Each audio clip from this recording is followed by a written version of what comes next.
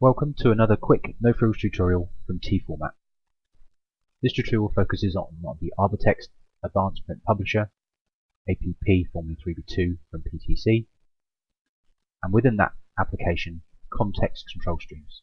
Context control streams are a way to manage XML element contexts, attributes, PIs, and the structure of that XML within the formatted page.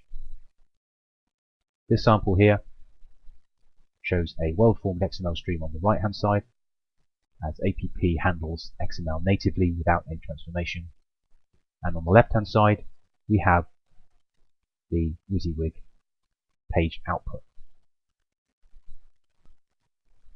Prior to version 11, there are other methods to manage your context, including namespaces, inline XPath, and various other tools. These are still available, but context control streams give you a good way to efficiently manage and are faster in formatting than many other methods.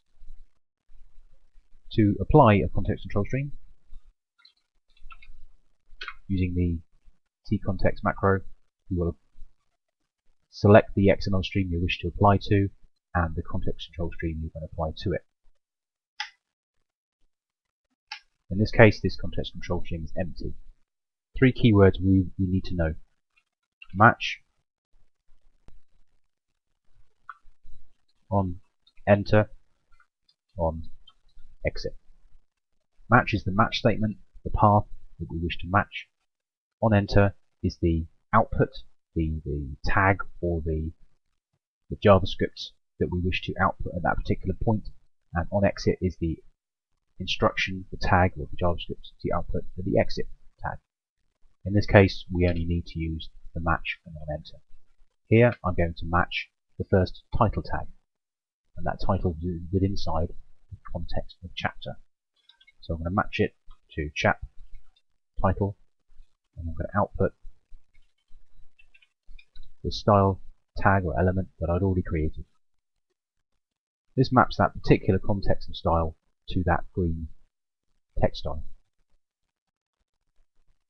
We also have another title within inside the body section, and here I'm going to match it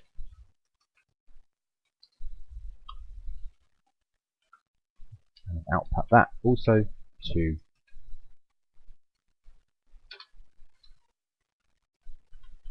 a tag that I'd already made, this blue tag here. So simple match statements, simple tag outputs. These match statements are the same as XSLT match. So you can use any XPath or conditional expression you need to use inside the here. And this value is the name of a style tag inside the APP template to output. It can also take snippets of JavaScript bomb code, which we will see later. Moving on to match our paragraphs. The p tag can be matched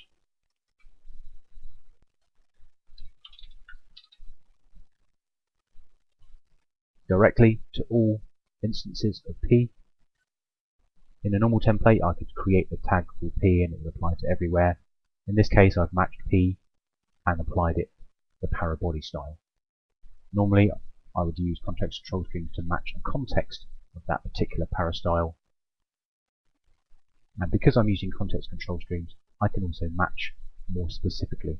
I can match all p tags within inside the body section that have an attribute called style.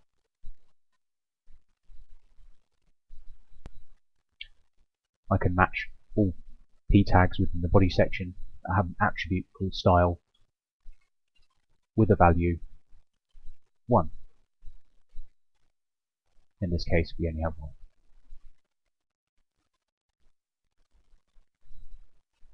Alternatively, I can match all para tags that do not have the attribute style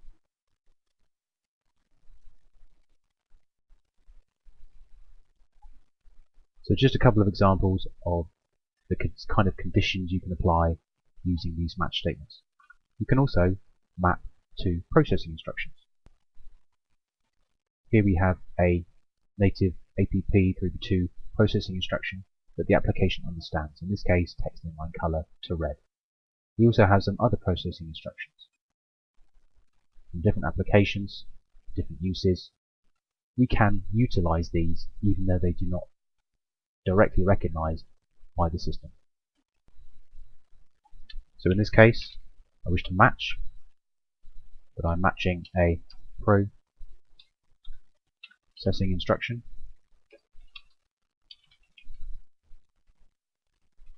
called pub, and when I see that instruction, I wish to output a tag called foo. In this case, we have two processing instructions, both beginning with pub. I can customize this to say this particular processing instruction should equal a particular value. So only the processing instruction pub red will be matched by this particular context match. And as I mentioned before, these on enter, on exit tags can be JavaScript form code. I could alternatively say formatting output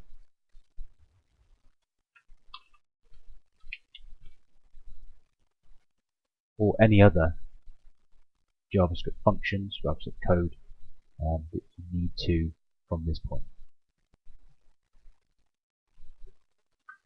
Two other things to mention in this brief tutorial include I can include a secondary level of context. It might be a document specific level, you might have a generic level. I can also add, if I'm using namespaces in the document, I can set those namespaces to be supported by context control streams.